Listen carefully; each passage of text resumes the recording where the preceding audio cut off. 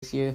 Hit his first home run off Kershaw, and ever since then it's gone downhill. Then we have Carlos Cortez, our second baseman. Riley Gilliam. I love this guy. He's an absolute stud this season. He's killing it. In Binghamton, he killed it. His last few games, he pitched like 10. He had like 15 shutout innings. He was an absolute stud. Yeah, he's an absolute stud in my opinion. In St. Lucie earlier in the year, he had a 2.53 ERA, and they immediately called him up to Binghamton, where he went 3-0 with one save and multiple hold opportunities. His hits were a little high there, but in his debut in Syracuse AAA, in one game, 1.1 in the third innings pitched, 2 strikeouts, and yeah, he got out of the inning without any damage done, no hits let up.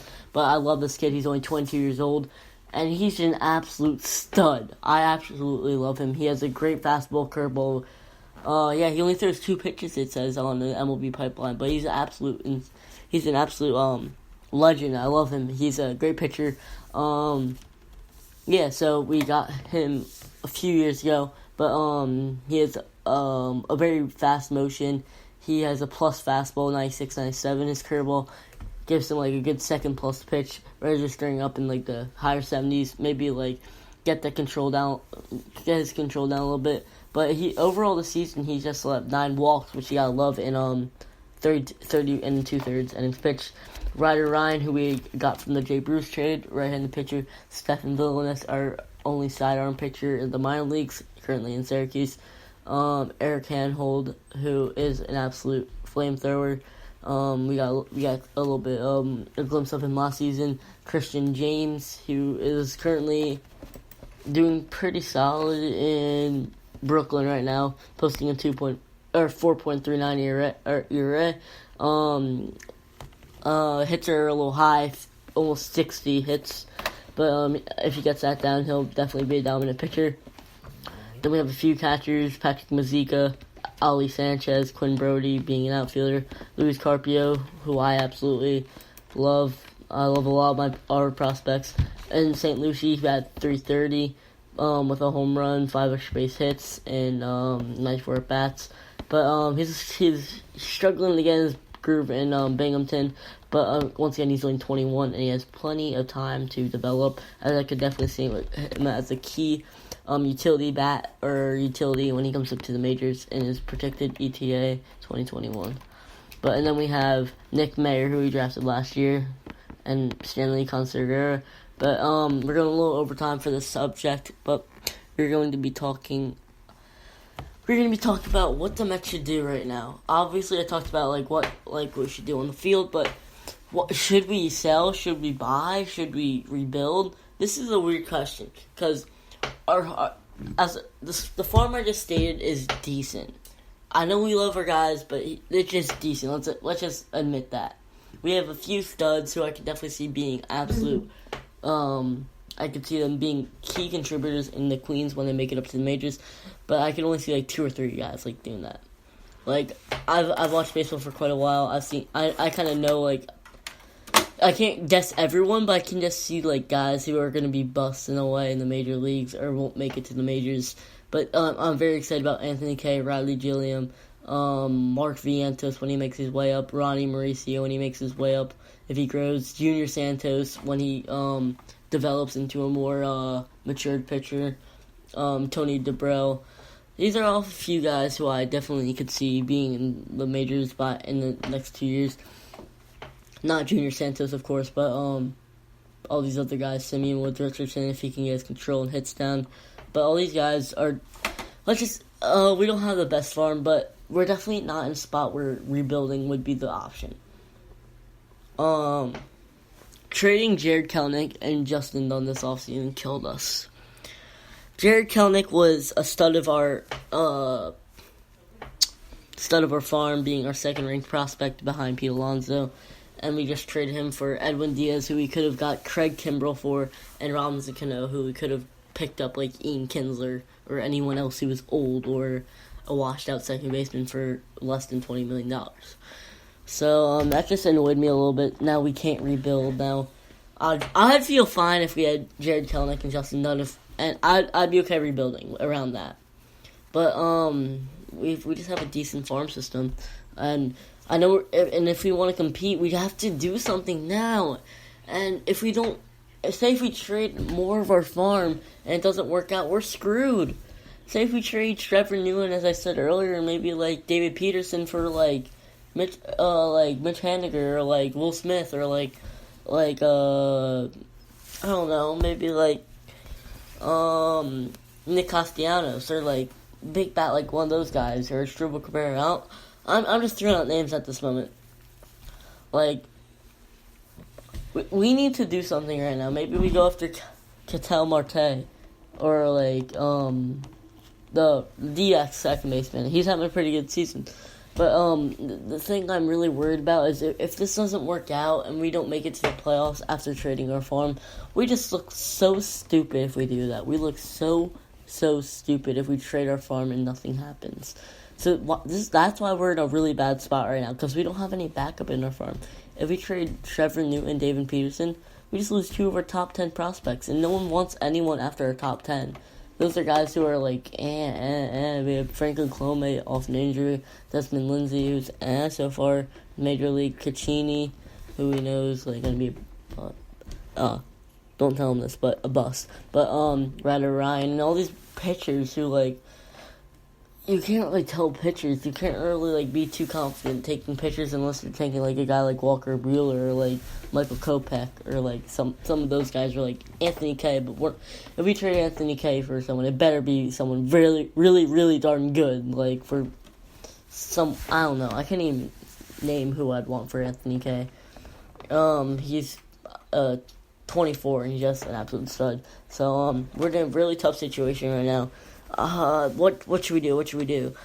I would say wait until the trade deadline to make a decision. If we fully commit on something right now, it's too early. If we're 10 games back, just start a rebuild. Who cares?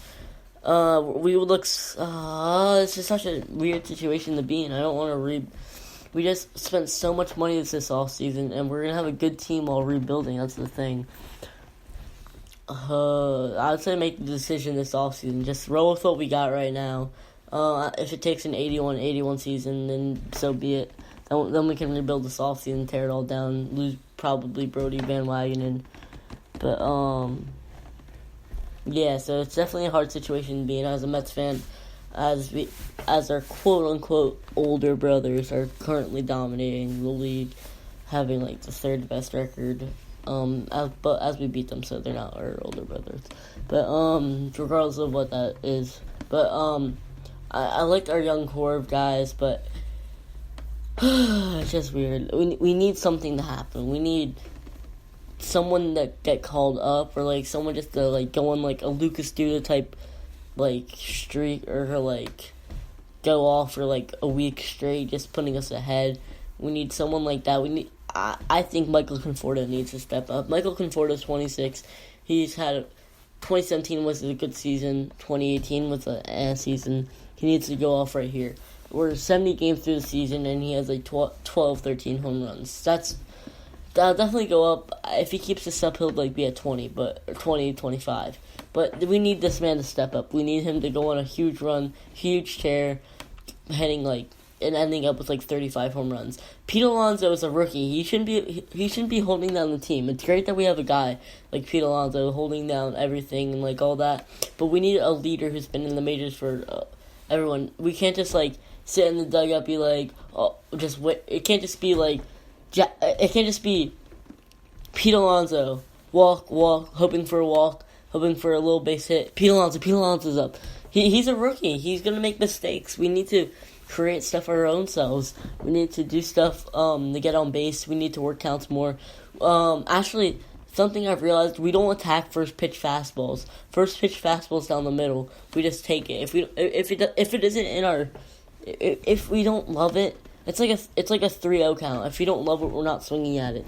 We gotta take advantage of those first pitch fastballs. Yeah. So if we take advantage of those first pitch fastballs, a few of my friends have been like pointing out that they're like they're up in the strike zone. They're down the middle. They're like a little inside, but these are the hot spots for the guys. Michael Conforto loves the high and inside pitches.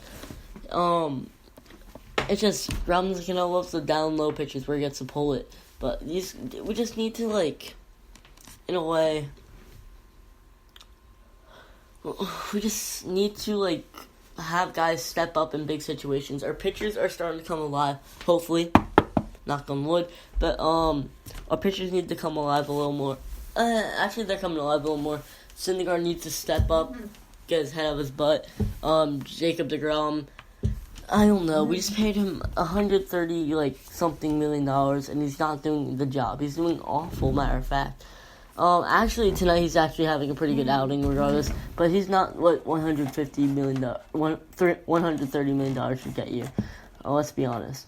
But, let's take a little break from all the action, all the talking. We're going to look at our current Mets score at the moment.